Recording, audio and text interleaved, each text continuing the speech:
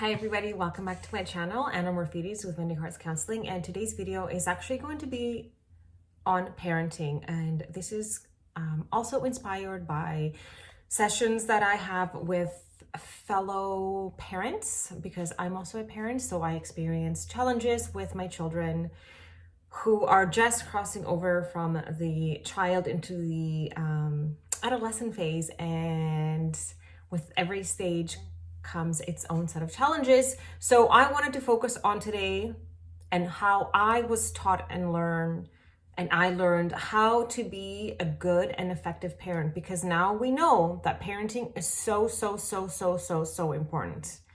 Between the ages of 0 to 11, our children develop the view of the world. I developed a view of the world between the ages of 0 to 11 through my own parents, and that view was very anxious-based, fear-based, anxious-based, shame-based, guilt-based. I had anxious attachment style, which produced negative self-view about myself, which then allowed me to not have any boundaries as an adolescent or an adult, and people to step all over me all the time because I didn't think that I was worth more. So now that we know that we as females, that we when we carry our children, even inside our womb, when their vagus nerve develops, which is the most primitive nerve in our body and the biggest nerve actually in our body, when that starts to develop inside our womb in the fetus, it already starts absorbing what the mother feels as it's developing. So the synapses of it are already starting to develop. And now there's so much science that supports this theory, right? So whatever we absorb from the world, it becomes embedded in our nervous system, and that is the signal that our neurons synapse. So synapse is like a way that they can communicate with each other. They send chemicals to each other through synapses. They're like little spaces between each neuron, and that's how they communicate with each other. And depending on what you absorb in your nervous system and you integrate into your nervous system, that is what you communicate. So I learned to communicate, to be scared of everything, to feel shame if I did something wrong. And right, like there's really no such thing as a wrong thing. I mean, of course, unless we're talking about like killing or raping or things like that. But if you're just going about your life and you try something and it doesn't feel right after you do it, well, that's how you know that it's not the right thing for you to do, and then it feels wrong because it's not in alignment with who you are. What's the big deal? Like, why do we need to feel shame about these things? Why can't we just forgive ourselves and just do different next time? Like, that's the only way that we're going to know anyways. Okay, so back to parenting. So now that we know that it is so important, aside from the 4 basic needs that a little child needs, which is to be safe, to be seen, to be secure, and to be soothed. And I'm going to make a separate video actually on that, because that's a lot of information just to put in one video. Aside from providing all those, there are 4 types of parenting that one produces the most effective adults. So I'm going to read them out because I don't want to miss any information. I feel like these are really important. So the first type of parenting that would be best to avoid is the authoritarian parent. So the authoritarian parent is restrictive, punitive, in which they exhort their youth to follow the directions and to respect their work and effort. And the authoritarian parent places firm limits and controls on the child and allows little or verbal exchange. Okay, so this is totally how I was raised. I did not have a voice. I was never allowed to do anything. My parents just told me what to do. And if I didn't do it, actually it was mostly my mom because my dad was not around. So if I didn't do it, we would get in trouble. And trouble looked verbal abuse, physical abuse, emotional abuse. not just at home, but in school. I grew up in Greece where our teachers were allowed to hit us. So we would literally get in trouble by also being punished at school. So we had little control, we had no voice. So the result of that is unhappy youth, fearful youth, anxious youth, youth that have failed to initiate activity and have weak communication skills because they never learned to develop their voice and to talk about their emotions and feelings anyways when they were little. So it makes sense that this is a product child or product adult from a child that had an authoritarian parent. So which is what I had. My primary caregiver was authoritarian. So I had a very anxious attachment style, which was very hard to overcome. I feel like I just literally just overcame it. It took me 43 years. That's a long time, but hey, I'm grateful. I am so grateful. I couldn't be more grateful. And thank you to everyone that brought me to this place where I even understood what attachment is in the first place and why I had it. So the type of parent, number 2 that we want to avoid is neglectful parent. And this actually can be done if your parent is suffering from depression, or if your parent has an addiction, say maybe alcoholism, or is addicted to any sort of drug, or is a single parent and has to work 2 jobs.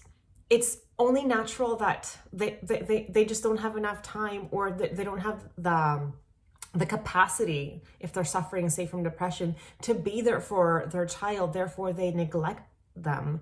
Or sometimes it might be for other reasons, but whatever the reason is that we neglect our children is going to produce a child that is really low in self-esteem. And then in adolescence, they are more likely to engage in delinquent behaviors. And then also they will have poor relationships because they have not been able to feel the 4 S's. They have not been able to feel seen, soothed, secure, or safe. You just don't know what that parent is going through and what they're able to provide for their child. So this is a result of that. And then the other type of parenting you want to avoid doing is indulgent parent. And this I find to be very prominent in today's society, especially in the area that I live in. I feel like our children are so entitled. They get everything. And I feel like this concept of being a helicopter parent is also really prominent and being talked about in my community. And we feel that by giving our children everything, or by being a friend to our child, we're doing good by them. But this is not true. Science and psychology, they have proved that children need boundaries. Up until the age of 24, the brain of an adolescent and a child has not had a chance to fully develop its frontal lobe logical sensing part of itself, which means they don't understand fear, they don't understand consequences, they're just not able to comprehend and process these things, whereas we, the adults, are. So they literally depend on us and our voice to set limits and boundaries. They need them to thrive. They really do. Children need boundaries. It's what makes them feel safe. Part of feeling safe within a child is knowing strong boundaries and structure. They thrive off of that. Children love it. And even though we might think that they don't, we're going to give them one more treat or 1 more hour on the iPad or whatever it might be, we're harming our child. They are depending on us for boundaries. Like, they need them to survive. And now that we know this, we can implement boundaries guilt-free, as long as we're not completely authoritarian, right? We provide a little bit room for voice. So yes, I'd like to hear you on why you want to have a little bit more iPad time, and then they exercise what they want to say. But then me as a parent, I will still say, okay, I've heard what you said, and I understand why you'd want to watch your iPad. But me as a parent, I would be doing myself and you a disservice if I gave you more time, because that exceeds its 2-hour max a day that your little brain can handle as per science now. And that would make me a poor parent. So since you can't make that decision for yourself, I'm here for you to make it for you. So you word it in a way that, yes, I hear what you're saying, but I need to do my job as a parent. So this is what is going to happen. And that's the end of it. At the end of the day, our word, now that we have all this information to back it up, will have to be stronger than our child in order for that to be their safety zone. So indulgent parents who are highly involved with the youth, but place very few demands or controls on them. So it's great that you're involved with your child, but you know, that this is the thing of not having any boundaries, being just allowing their demands or controls to be taken over, or taking over your parental ability and responsibility. So that results in youth that have trouble cultivating respect for others and exhibit difficulty controlling their behavior. Youth can develop aggressive behaviors if they don't learn boundaries. So this comes from emotional control, because again, a lot of their parts have not been developed quite yet. So they're literally like leaning on us for that experience. So this is what would be the most efficient type of parent to be, is called authoritative. Authoritative parent encourages youth to be independent, but still places limits and controls on their actions. Extensive verbal give and take is allowed, but parents are warm and nurturing towards the style. So this is a type of parenting that produces the 4 S's in its fullest. To be safe, seen, secure, and soothe, because they listen to what they have to say, but they still give their boundaries in a warm, nurturing way, not in a way that scares the child. So the result of that is youth that is cheerful, self-controlled, self-reliant, and achievement-oriented. They have friendly relationships with their peers and their adults, and therefore their self-esteem is high. So this is what you want your child to have, a high self-esteem, not a bratty self-esteem, a high self-esteem about their own self-worth and security, so they can feel safe in who they are developing into be as they push boundaries, because they're meant to push boundaries. Children are meant to push boundaries. This is what they do. And some children just have a personality that likes to push a bit more boundaries, depending if they're an extrovert or an introvert. And then other children, not so much. But either case, children will push.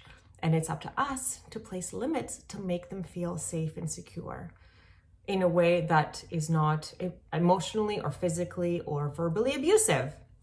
And if you do any of those things, because I've slapped my kids on their butt. I've slapped my son one time on the face. It was completely just automatic reaction. All you need to do is to talk to them about it, to give them a corrective experience of that, because kids don't know if something is done, oh, that was mommy's automatic reaction. For what? They can't rationalize my action as something that I did because of my own self. They will intake my action as something that was done because it's their fault. So children take responsibility for our actions as if it is their fault. That's why when we are acting in ways that are not productive, they develop a low self-esteem, because it starts to chip at it. They start to think that this type of behavior is because of them. So then it's their fault. They're bad. They're not good. It goes something like that.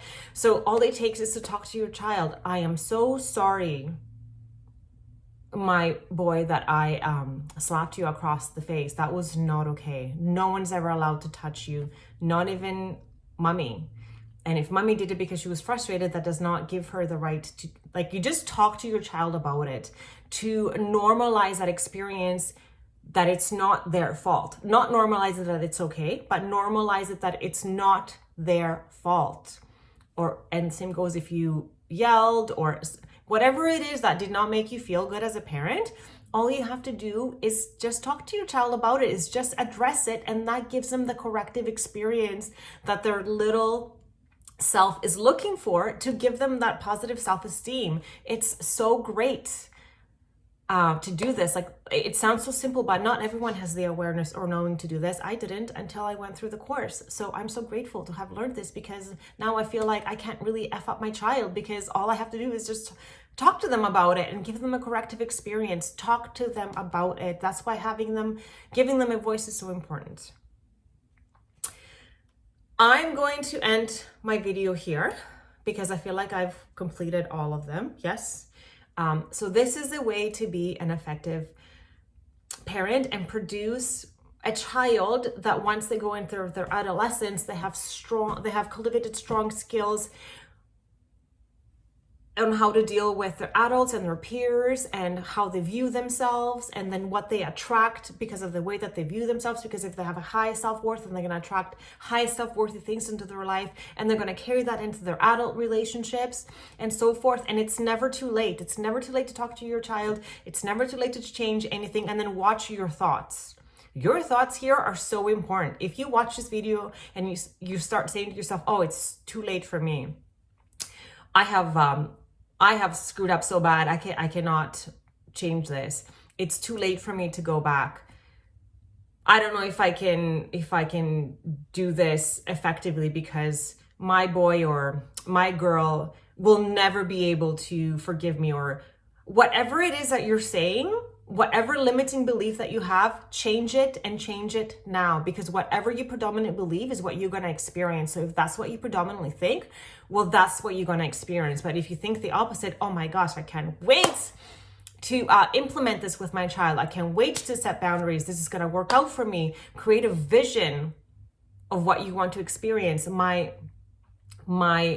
child is going to be this way. My child is going to thrive. We're going to be okay. I am a good parent. And recreate your experience. Say the things that you want to experience with your child. Don't put out to the universe concretely what you don't want to experience because of the chatter that's going on in your mind.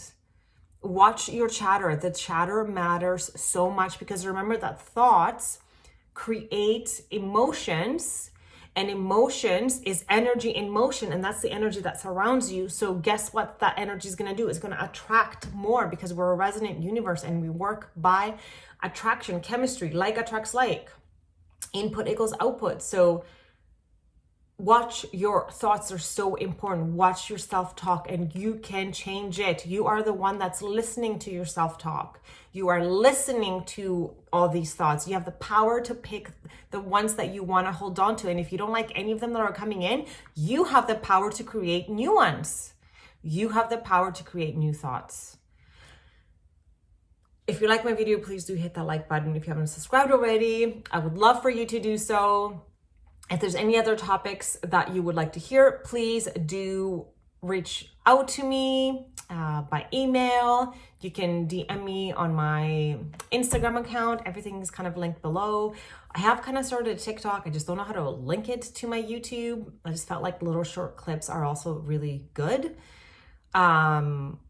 Yes, for just a quick little like upbeat or recharging, like a little clip to like just, you know, give you a little positivity, because sometimes watching these lengthy videos is yeah, like not everyone has the time to do so. But I thank you for putting in the time to do so, and I will see you next time. As always, sending you my love and my gratitude, and remember that everything is always happening for you, not to you. You're never victim. You're always victorious.